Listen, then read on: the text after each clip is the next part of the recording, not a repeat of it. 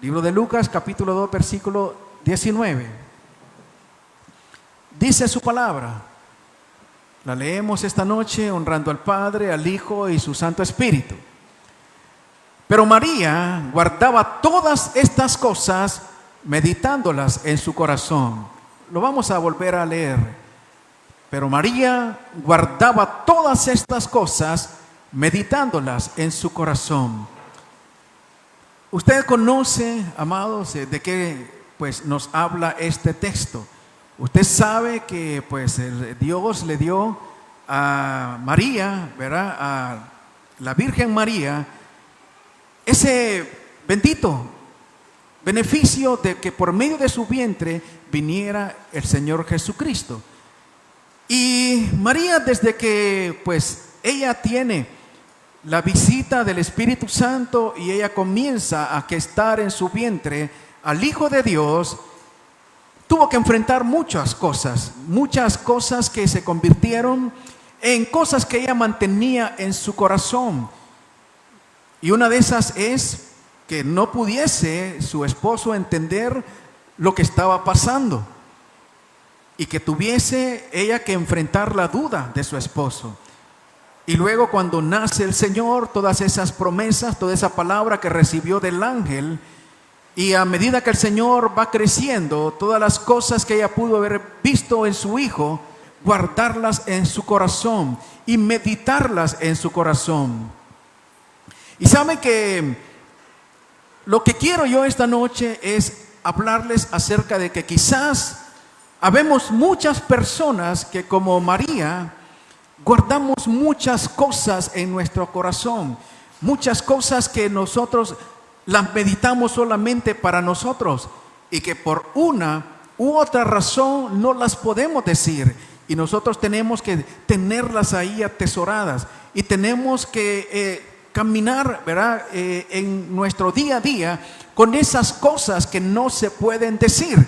¿Y por qué no se pueden decir? Porque muchas veces son cosas muy delicadas que nosotros tenemos o que estamos, ¿verdad?, manejando quizás como familia, como personas. Muchas veces pueden ser cosas, situaciones que están pasando en mi casa y que son tan difíciles que yo no las puedo ir y comentar. Hay personas que quizás guardan vicios, que están luchando con ellos y quieren ellos agradar a Dios y quieren ellos estar siempre en el camino del Señor, pero muchas veces se han generado lazos y cadenas, se han puesto como grilletes en nuestros pies que no nos dejan avanzar. No podemos dejar esas cosas, o cosas que nosotros tenemos que lidiar, quizás con un cónyuge, quizás con un familiar, y que nosotros no podemos venir y ventilarlas en público, pero están aquí en el corazón y que se convierten en nuestras luchas secretas. Y de eso quiero yo hablarles esta noche. Y el tema de esta noche le hemos titulado, ayúdame hijo, las guerras secretas. Ya está encendido. Ya está funcionando. Las guerras secretas. Todas esas cosas que nosotros sabemos que tenemos que pelear por ellas. Todas esas cosas que nosotros sabemos que no podemos dejar que se nos escapen de la mano, porque son cosas que son pertenencia nuestra. Son cosas por las cuales nosotros debemos de luchar, porque en su palabra nosotros encontramos que siempre tenemos la palabra o la promesa de Dios de que tendremos la victoria, que tenemos la garantía de que el Señor está con nosotros, pero también tenemos su palabra que nos dice: esfuérzate y sé valiente. Sin el esfuerzo y sin la valentía no podemos nosotros conquistar. Entonces nosotros conocemos esto, nosotros sabemos esto. Nosotros que hemos comenzado, amados, este camino en el Señor, sabemos que necesitamos pelear nuestras batallas. Y quizás muchos de nosotros tengamos que pelear solos, porque no podemos compartir lo que nos está pasando. Y quiero que esta noche revisemos, ¿verdad?, varios aspectos de estas guerras secretas que nosotros muchas veces libramos para romper cadenas. libramos para lograr, ¿verdad? Esas cosas que solamente nosotros sabemos que las estamos peleando. Y mire qué interesante que la victoria, nosotros sabemos que va a venir, aunque no sabemos cuándo, pero sabemos que necesitamos seguir peleando. Dice su palabra en Mateo capítulo 6, versículo 6. Y aquí encontramos, amados, cómo se pelean esas batallas secretas. Mas tú, cuando ores, entra en tu aposento y cerrando la puerta, ora a tu Padre que está en secreto. Y tu Padre que ve en lo secreto te recompensará en público.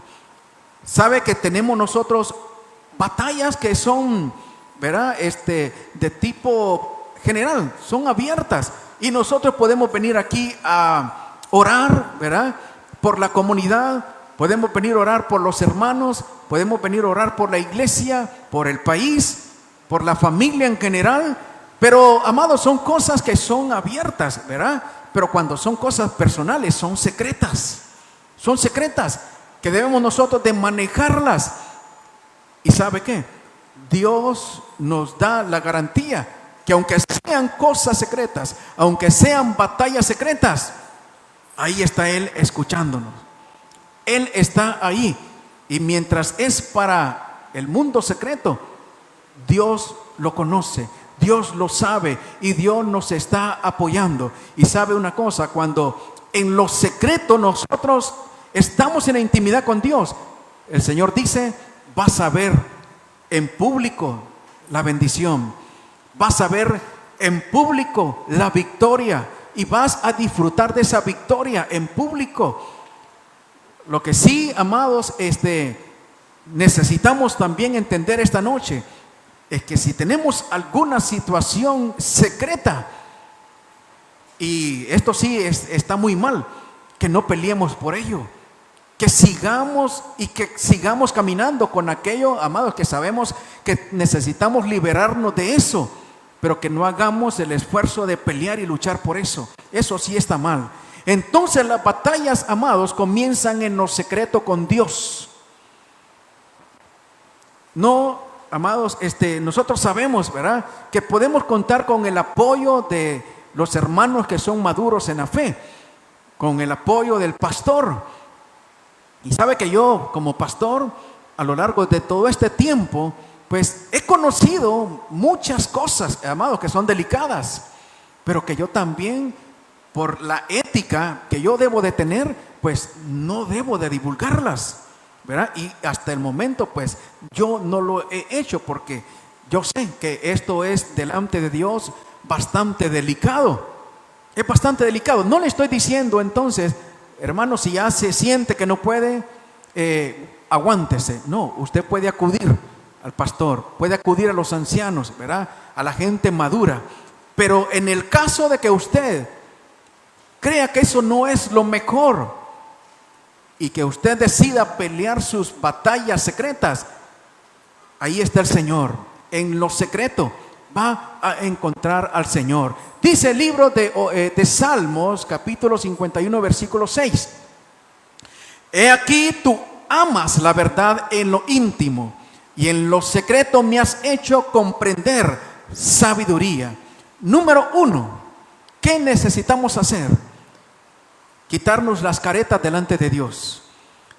Y cuando yo le digo a usted quitarnos las caretas delante de Dios, no lo tome desde el punto de vista negativo, no lo tome desde el punto de vista de una crítica o que le estoy diciendo deja de ser hipócrita. Lo que trato de decirles es que muchas veces, amados, nosotros tenemos que presentar una cara que no corresponde con lo que estamos pasando. Muchas veces tenemos que mostrarle a la gente una sonrisa, hacer una conversación, participar de la sociedad, participar de esas cosas, ¿verdad?, del día a día. Pero nadie quizás sabe lo que estamos llevando en nuestras espaldas. Nadie quizás sabe lo que está pasando dentro de nuestro corazón. Nadie sabe las cosas, esos pensamientos que continuamente nos están llevando a esas cosas que estamos atravesando. Entonces, cuando yo le digo quitarnos las caretas delante de Dios, no le estoy diciendo que deje de ser hipócrita. No, esa no es, ¿verdad?, la idea. Le estoy diciendo que delante de Dios debemos de despojarnos de todo eso, porque no tiene sentido. No tiene sentido delante de Dios. ¿Y por qué no tiene sentido? Porque Dios nos conoce y porque Dios sabe lo que está pasando en nuestro corazón, y a Dios no le podemos engañar. ¿Y cómo entonces tenemos que llegar a ese lugar secreto con Dios? Diciéndole a Dios tal y como nosotros nos sentimos, tal y como nosotros sabemos, ¿verdad?, que está pasando en mi corazón, en mi mente, en mi alma, en mi espíritu. Y decirle: Señor, es que yo no puedo con esto. Es que esto es más fuerte que mí, que yo. Esto es más fuerte y yo siento que no puedo más. Y quizás cargamos muchas veces con esos deseos de desahogarnos, ¿verdad? Pero no podemos, porque estamos reprimidos, porque no podemos, ¿verdad?, demostrar o no podemos ir y delante de la gente comenzar a llorar y comenzar a descargarnos. Pero sí lo podemos hacer delante de Dios, pero sí lo podemos hacer en ese lugar secreto. La palabra me enseña, amados, que cuando José nuevamente, después de 15 años, recibe a sus hermanos.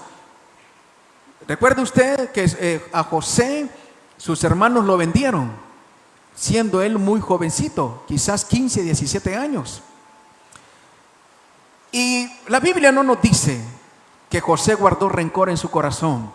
Nos dice que José, durante el tiempo que él tuvo que hacer lo que le correspondía, servir, trabajar, él lo hizo con diligencia.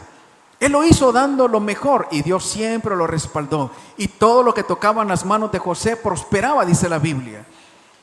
Y José sale de toda aquella situación, ¿verdad?, que no era justa para él. Y José llega a ser el segundo al mando de esa nación poderosa llamada Egipto.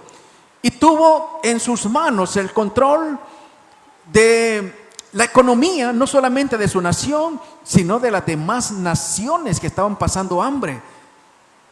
Y llegan sus hermanos, aquellos que lo vendieron 15 años atrás aproximadamente. Ahora quiero que nos pongamos en el corazón de José. ¿Qué habrá sentido José? No le estoy diciendo que sentía odio, porque la Biblia no lo dice, pero sí había algo en su corazón. ¿Y cómo lo sabe, pastor?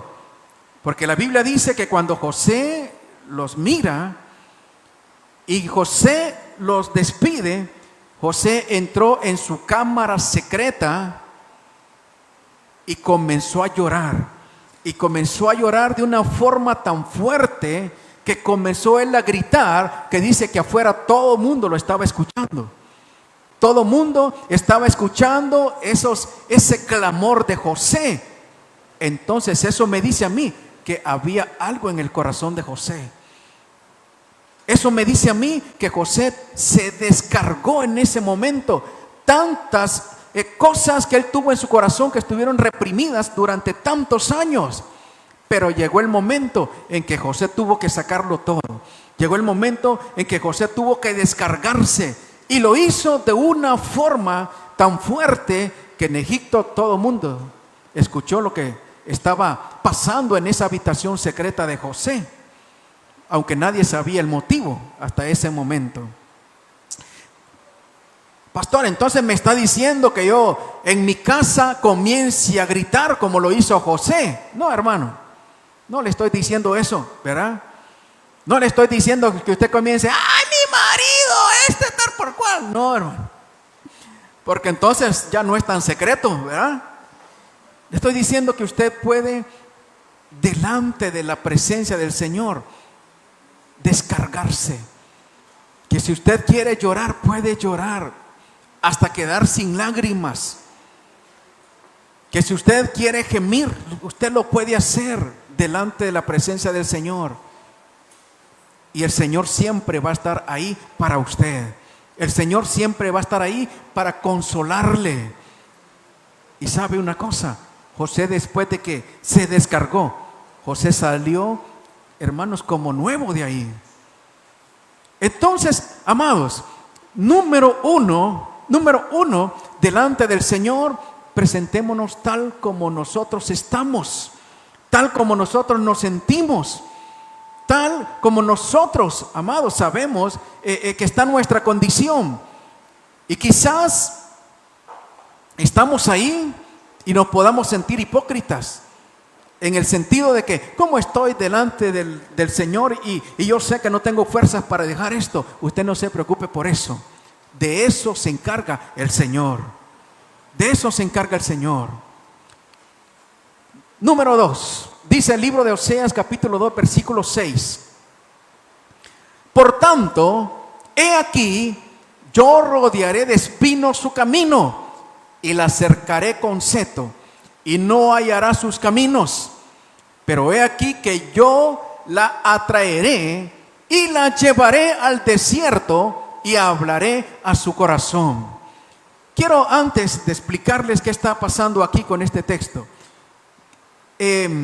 acerca de quién era el profeta Oseas. Sabe que, amados, encontramos en la palabra de Dios muchas veces que seguir al Señor, hermanos, no es algo fácil. Y que muchas veces vamos a recibir esa cruz que dice el Señor. El que quiera venir, ¿verdad? Conmigo, que quiera seguirme a mí, que toma su cruz y que me siga. Y por ejemplo encontramos al profeta Jeremías, que Dios le dijo: Jeremías, me vas a servir, pero no quiero que te cases. Y Jeremías él mismo dice: Señor, estoy muy joven. Y Dios le dijo: es que no quiero que te cases, me vas a servir. Y pues no se casó. Era algo injusto, ¿no, hermanos? Porque Dios lo que estaba viendo era lo que iba a suceder al final, que iban a llevar como esclavos a toda la población, a todo el pueblo. Y si Jeremías se casaba, su esposa también hubiese ido como esclava. Pero en ese momento Jeremías no lo entendía. Y por eso Dios le dijo: no se case. Pastor, pero me va a hablar del profeta Jeremías o de Oseas. Bueno, el asunto, amados, que con Oseas es diferente. Dios le dice: Oseas, cásate. Yo me imagino que Oseas, amado, se alegró cuando Dios le dio esa orden. Pero Dios le dice: pero quiero que te cases con una mujer ramera. Hermano, qué instrucciones, ¿verdad?, más complicadas. Qué instrucciones más complicadas. ¿Y cuál era la intención de Dios de decirle al profeta Oseas que se casara con una mujer ramera? Oseas estaba hablando con un pueblo de dura cerviz, un pueblo, amados, que le era infiel a Dios. Y Dios necesitaba que en Oseas hubiera convicción. Y Dios quería que Oseas sintiera lo que Dios sentía, lo que había en su corazón, que tuviera el corazón de Oseas. Y Dios le dice: es que mi pueblo es igual que una mujer ramera, que anda de ídolo en ídolo, y me es infiel, hermanos. Y Oseas se casa con aquella mujer. Y cuando Oseas se casa, se da cuenta, amados, lo difícil que es estar con una mujer infiel. Y Oseas se daba cuenta el dolor que sentía Dios en el corazón de tener a un pueblo infiel. Ahora, el asunto es este, amado, que Dios no quiso destruir, hermanos, el futuro de Oseas, porque al final, pues, Dios a esa esposa, por Dios hace ahí una obra. Y esto es lo que nos hablan estos dos textos, que Dios le dice a Oseas, porque se le iba a la mujer, hermano, estaba con él ahí y se le iba buscando a sus amantes. Y Dios le dice a Oseas: yo la rodearé con espinos su camino, y le haré un cerco con seto para que no haya su camino. Entonces aquí Dios, amados, no se está deleitando en que en aquella mujer ramera hiciera infeliz a Oseas. Dios le está diciendo: déjame a mí, Oseas, ya vas a ver lo que voy a hacer.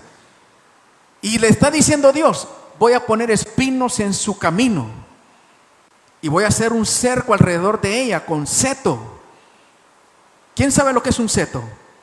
Un seto es un cerco, pero un cerco con espinas, con chiribiscas, como decía mi abuela, hermanos, con puyas, de tal forma que si usted se quiere pasar ese cerco, no puede, porque se va a lastimar. Ese es un seto. Entonces Dios le dice, la voy a cercar con seto. Ahora, amados, todos nosotros, su palabra dice que estamos cercados. Job capítulo 1, versículo 8, si no estoy equivocado. Recuerdan que el mismo Satanás le dice al Señor, ¿cómo no te va a servir Job si lo tiene cercado a él? Tiene cercada a su familia y tiene cercadas sus posesiones. 3 cercos, que son los cercos que Dios tiene para sus hijos. Entonces para nosotros hay un cerco, pero este cerco, amados, es un cerco con seto. ¿Qué es un cerco con seto? Un cerco con seto es que si piensas caminar por donde no debes, te vas a espinar. Si piensas saltarte en los muros, te va a ir muy mal, porque hay un cerco con seto. Ahora, pastor, ¿y esto de qué me sirve? Que te sirve o no sirve que en esas guerras secretas que nosotros tenemos, quizás por un hijo rebelde, amados, y nosotros llegamos a esa cámara secreta y comenzamos a pelear por ellos, debemos nosotros entender de que, hermanos, Dios tiene sus métodos, y si no quieren a las buenas, se van a espinar con los setos. Y debemos nosotros estar conscientes, amados, que muchas veces los jalones de orejas de Dios, hermanos, no son bonitos. Bueno, es que no son bonitos. No es que muchas veces, es que no son bonitos. Y muchas veces pueden venir raspados. Muchas veces pueden regresar golpeados.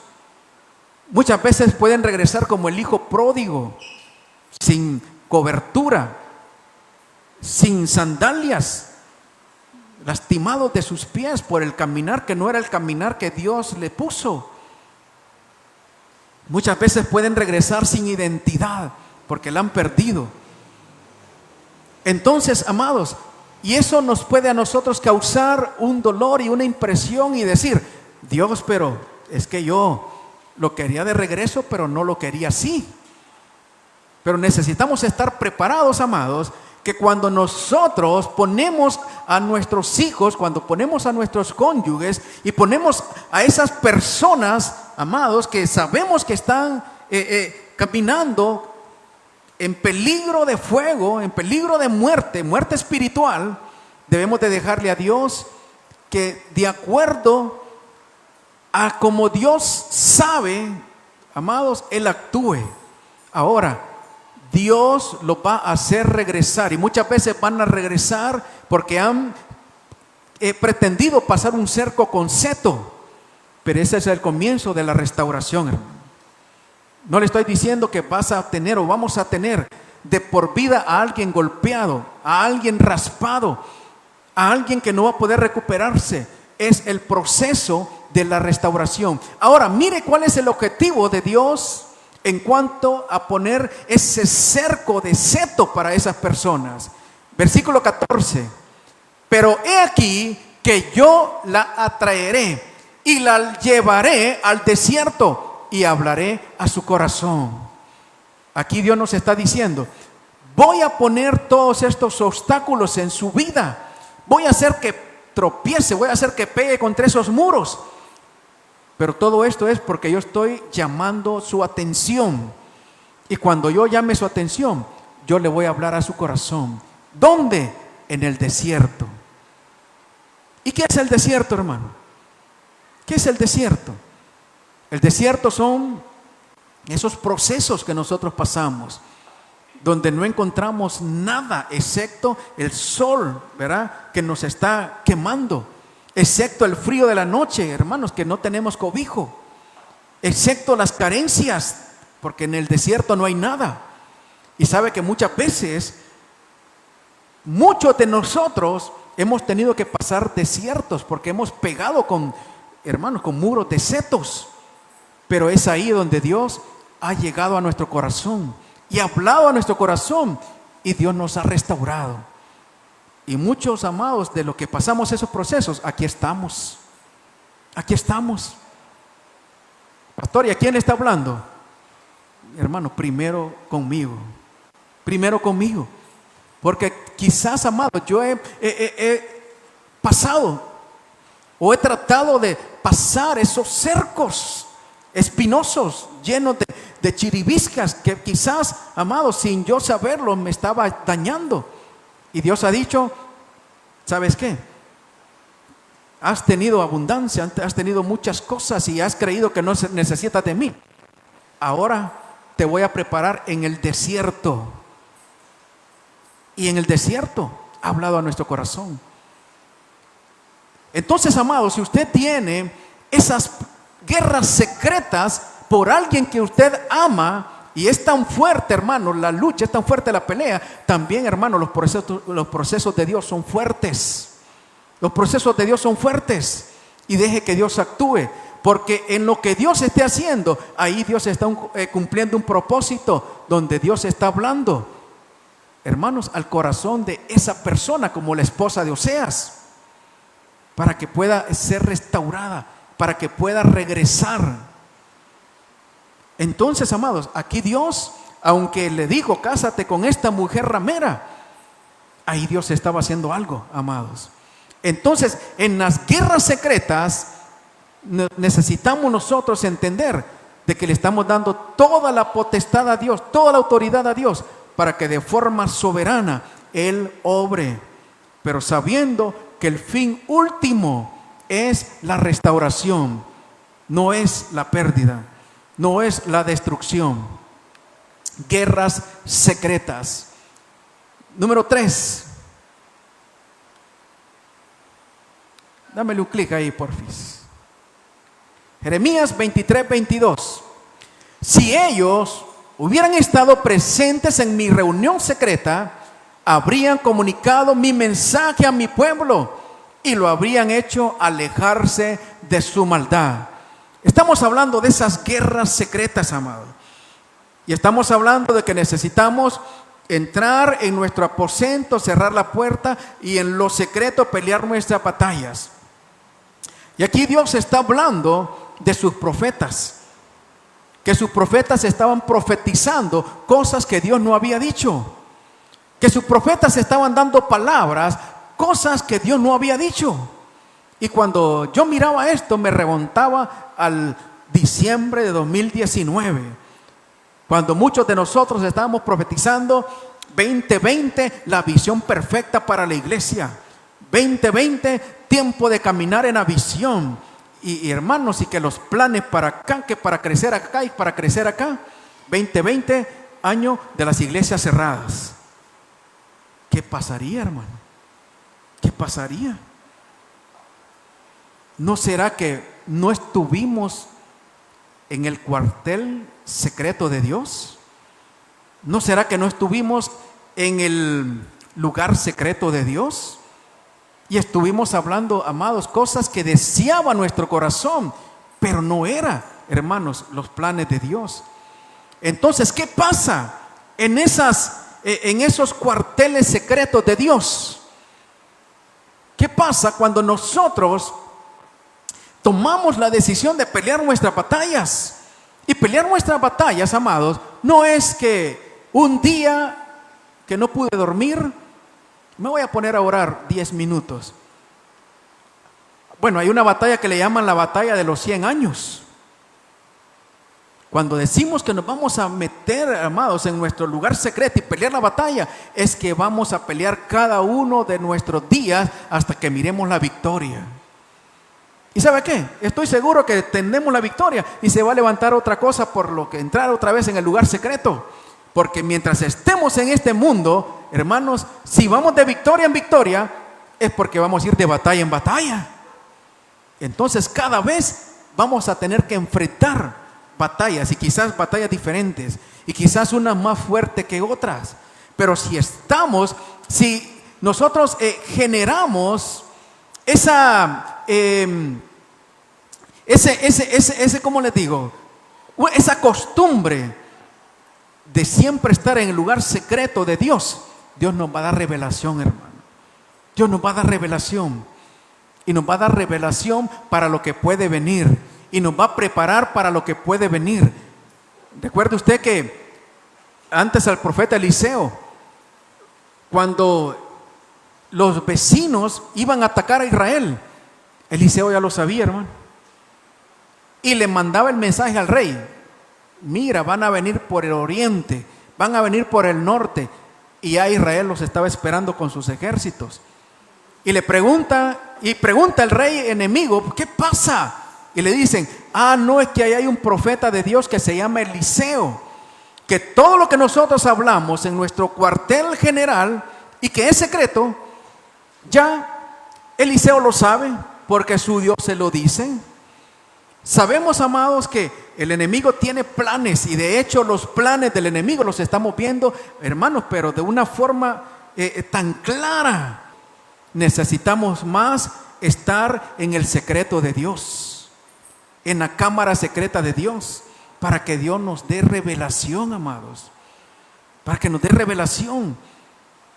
Porque el mismo Dios del profeta Eliseo es el mismo Dios de nosotros.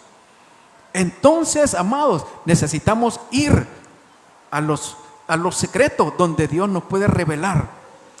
Libro de Salmos, capítulo 31, versículo 20. En los secretos de tu presencia los esconderás de la conspiración del hombre. Los pondrás en un tabernáculo a cubierto de contención de lenguas.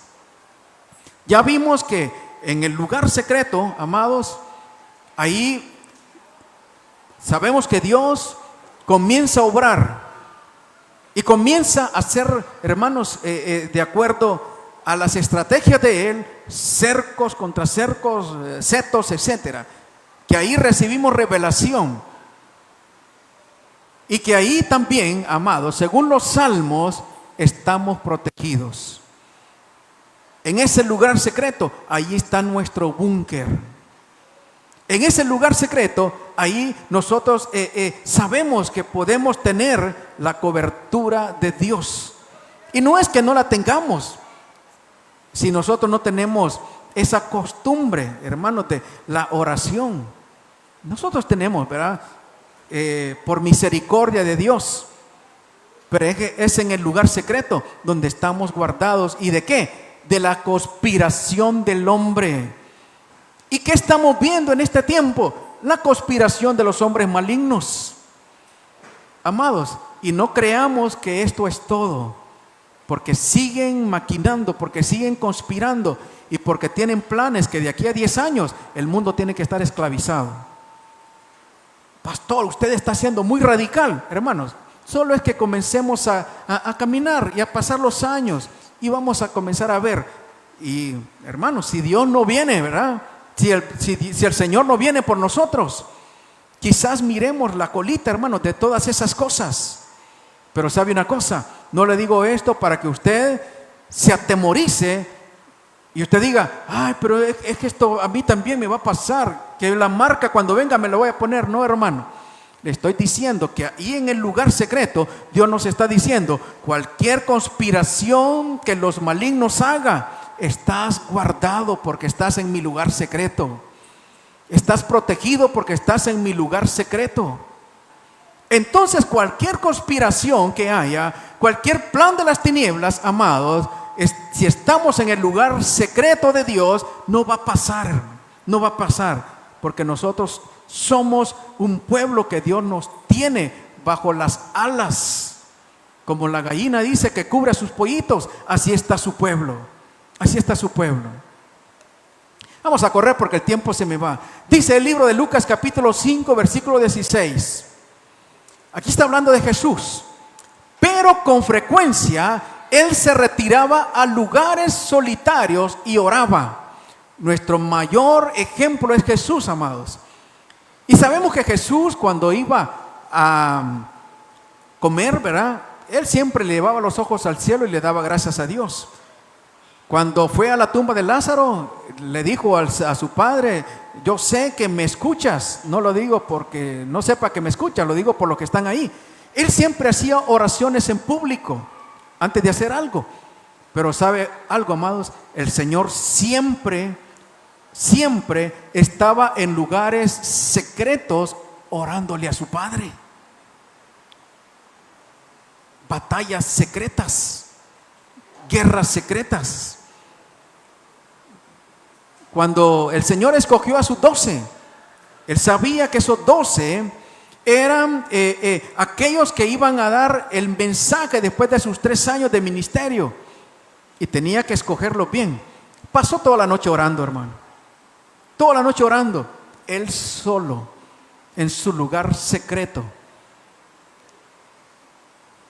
Dice la Biblia, en el libro de Mateo capítulo 14, versículo 23, despedida la multitud, subió al monte a orar aparte, y cuando llegó la noche estaba ahí solo. ¿De quién estamos hablando? De Jesús.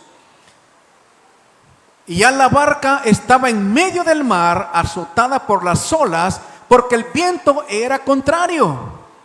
Déjenme rebobinar el cassette. Los chavos no saben lo que es un cassette, ¿verdad? Retroceder la película. ¿Sabe que Jesús había mandado a sus discípulos a predicar de 2 en 2? Él los estaba preparando, ¿verdad? Para que cuando Él no estuviera, ellos pudieran hacer el trabajo. Y aquellos vienen bien alegres y le dicen a Jesús: en tu nombre sujetábamos demonios y los enfermos eran sanos. Y el Señor les dice: muchachos, qué bueno, pero ¿saben qué? Alégrense más de que sus nombres estén escritos en el libro de la vida, porque eso es lo más importante. Y después de eso, amados, usted imagínese que a usted lo manden a Villanueva a predicar, hermanos, y que usted regrese a pie, ¿verdad? Y cuando ellos regresan, el Señor les dice: descansen un poco, muchachos. Pero cuando el Señor les dice eso, una multitud de personas comenzaron a aglomerarse, y el Señor comienza ahí a predicar, hermano. Y se hace, hermanos, tarde, comienza a caer el sol, y aquella gente no había comido. Y el Señor les dice: vayan, muchachos, vayan y me van a alimentar a estos. La Biblia dice que fueron 5,000, pero eran 5,000 hombres. Pero allá andaban con sus esposas y sus hijos. Quizás eran 20,000 personas. Vayan, muchachos, ya el descanso ya pasó, ya ustedes van a trabajar, comiencen a servirlos. ¿Servir qué? Le dice Felipe: Señor, pero ni aunque tuviéramos 8 meses de salario en la tesorería que maneja Judas, no podemos alimentar a tanta gente. El Señor y además les dice el Señor: ustedes se van a encargar de darles comida. Y todos sabemos que el Señor hizo un milagro, porque había un niño que andaba allí, unos panecillos y unos peces, ¿verdad? Entonces, amados, el Señor les dice: recuéstenlos de 50 en 50. Haga usted, hermanos, ese trabajo de recostar a personas de 50 en 50, hermanos, 20,000 personas, ¿cuánto tiempo le va a tomar? Y después de eso, vaya y reparta 20,000 platos, ¿cuánto tiempo le va a tomar? Son 12 personas. Total que todos se saciaron. Y el Señor les dice: ahora recojan lo que sobró. Otra vez, hermanos, en medio de 20,000 personas, recogiendo lo que sobró. Y al final, en la noche, el Señor les dice: ¿saben qué, muchachos? Métanse en esa barca y yo les voy a alcanzar. Y cuando aquellos hombres entran en la barca y van en medio de la barca, se suelta, hermanos, una tempestad tan grande, hermanos, con rayos, truenos, y yo no sé cuántos han andado en bote, hermanos, que cuando se tambalea así, que parece que, hermanos, uno se va a ir en una ola.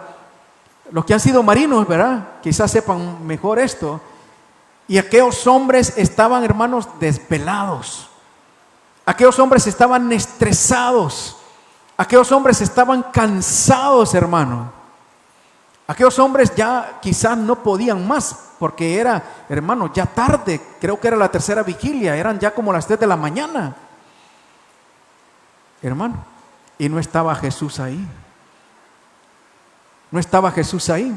Entonces aquellos hombres sentían que se iban a morir. Y usted conoce la historia. Aparece Jesús caminando sobre las aguas. Ahora, ¿por qué le estoy dando toda esta historia?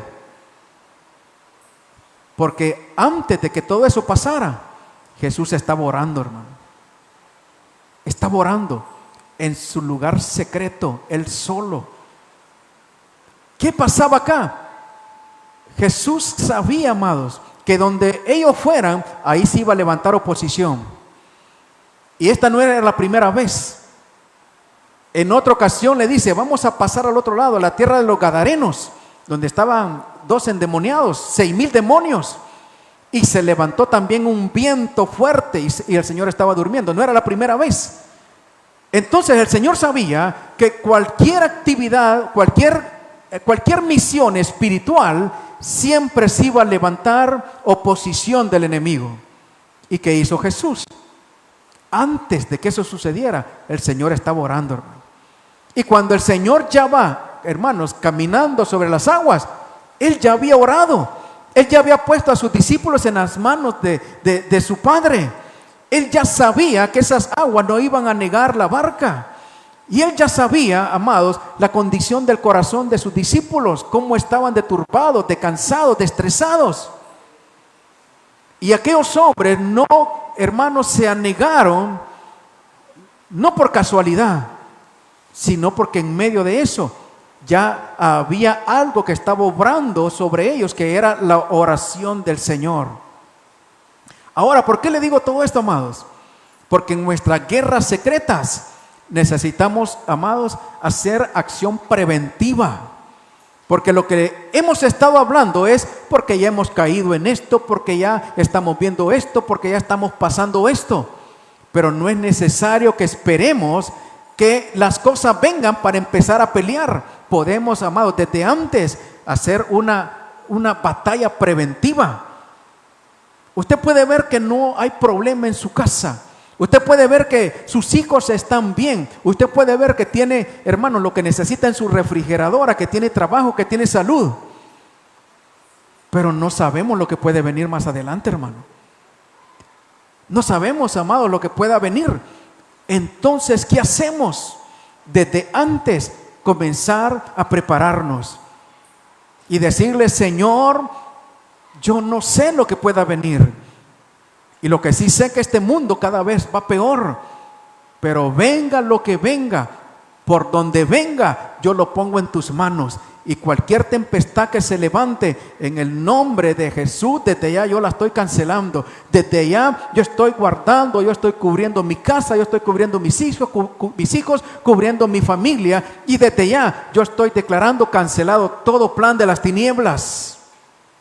Guerras secretas. Porque no es necesario que nosotros esperemos que las cosas vengan. Eso se llama prevención.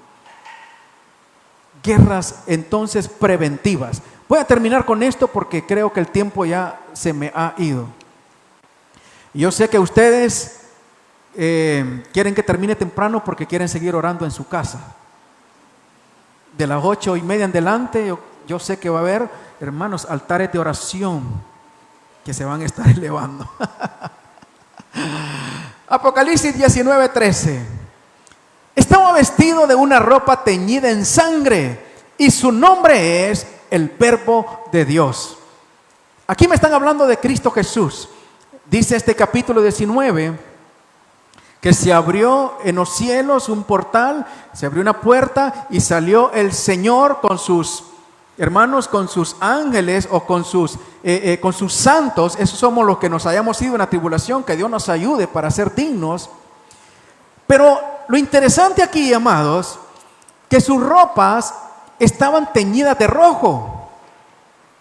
Ahora, muchos interpretan y dicen, eso simboliza la sangre que Él derramó en la cruz. Y por eso sus ropas estaban teñidas de rojo. Pero sabe que yo encuentro que no era por eso. Y como la Biblia se explica sola, yo le he estado a usted enseñando esto. Dámele un clic ahí, Carlitos, porfa. El libro de Isaías nos explica esto.